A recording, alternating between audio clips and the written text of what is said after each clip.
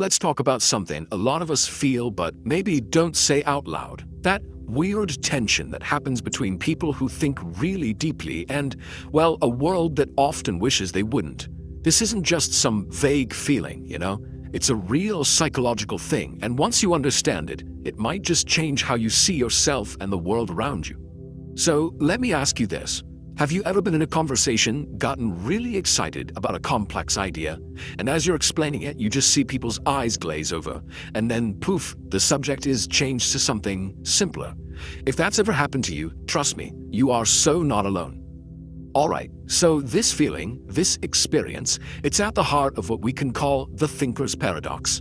Let's dive into why the very act of expanding your own mind can sometimes feel like it's building a wall between you and everyone else. And the first thing you need to know is this: it is absolutely not just in your head. This is a pattern that goes way, way back through history. Psychology shows us that society has always had this complicated, almost love-hate relationship with its most brilliant minds. They get pushed to the margins, not because they're wrong, but often because they're right, just way too early. There's this fantastic concept that explains it perfectly. It's called the mirror effect. Now think about it for a second. You might see someone who's super strong and feel admiration. You might see someone with a lot of money and feel a bit of envy. But when you meet someone who is clearly intellectually sharper than you, it can feel different. It can feel like a personal challenge.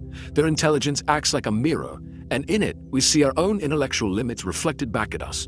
And for the ego, oof, that can be a tough pill to swallow. Okay, so why does our ego get so defensive? Well, the answer is buried deep in our brain's wiring.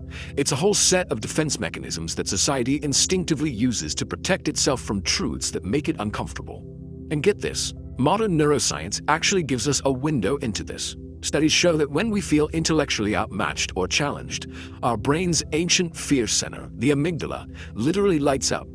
Now, this is the exact same part of the brain that controls our fight-or-flight response. It triggers a primal survival-level threat. See, for most of human history, fitting in with the tribe was survival. Rocking the boat could get you killed. So our brains are hardwired to value social harmony, even over intellectual honesty. And that primal fear gets a massive boost from our brain's built-in programming, our cognitive biases. These are just mental shortcuts that help us save energy. But man, they can really cause us to shut down new ideas. You've got the Dunning-Kruger effect, right? Where the people who know the least are often the most confident in their opinions. Then there's the status quo bias, which is just our brain's natural tendency to prefer things as they are. And maybe the most frustrating one of all, a backfire effect, where showing someone facts that contradict their beliefs doesn't change their mind. It actually makes them believe their wrong idea even more strong. So when you lay it all out like this, you see this fundamental clash of values. Society, as a group, is basically optimized for comfort, for certainty, for simple answers. But the thinker is driven by a quest for truth, for nuance, for asking deeper questions. And those two goals, they're often heading in completely opposite directions. There was one philosopher who understood this painful conflict better than almost anyone, the famously grumpy Arthur Schopenhauer. And he wasn't just observing this problem centuries ago. He saw it as this unavoidable, almost tragic feature of being intelligent. Yeah, Schopenhauer did not pull his punches. He basically argued that a powerful intellect isn't some wonderful gift. It's more like a burden that separates you from everyone else.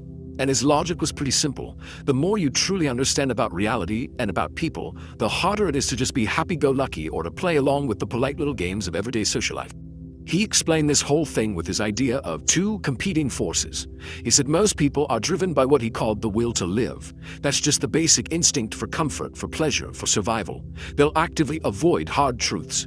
But the really intelligent person, they develop a will to truth. It's this deep, nagging need to understand reality for what it is, even if that reality is painful or makes you an outsider. And that, he said, creates a gap that's almost impossible to bridge.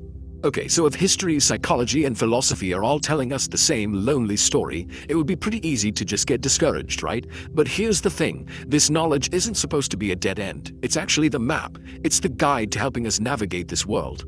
First things first, you need to understand that you are in some seriously good company. I mean, Socrates was literally put to death for asking too many good questions. Galileo was locked up for stating a basic fact about the solar system. Tesla, who imagined free energy for the whole planet, died totally broke. And Alan Turing, a man who helped save millions of lives in World War II, was horribly persecuted by the very society he helped protect.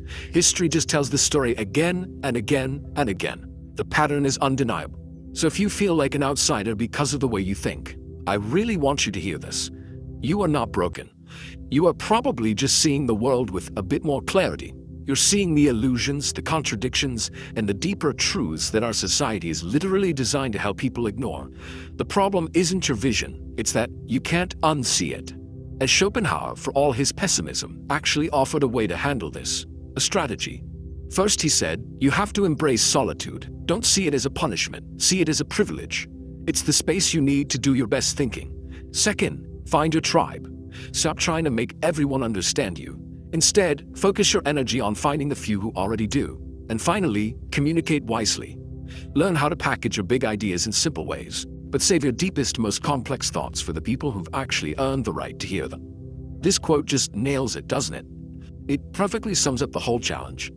As a deep thinker, you're not just better at solving the problems everyone's looking at. You're often the one pointing to the target that nobody else has even noticed yet. And that's why being a genius is so often a lonely job, but an absolutely essential one. At the end of the day, society needs its deep thinkers, even if it's scared of them. They're the ones who drag the rest of us forward, kicking and screaming sometimes. So, I want to leave you with a question. In your own life, have you felt that rejection for thinking differently? Let me know in the comments. Let's talk about it.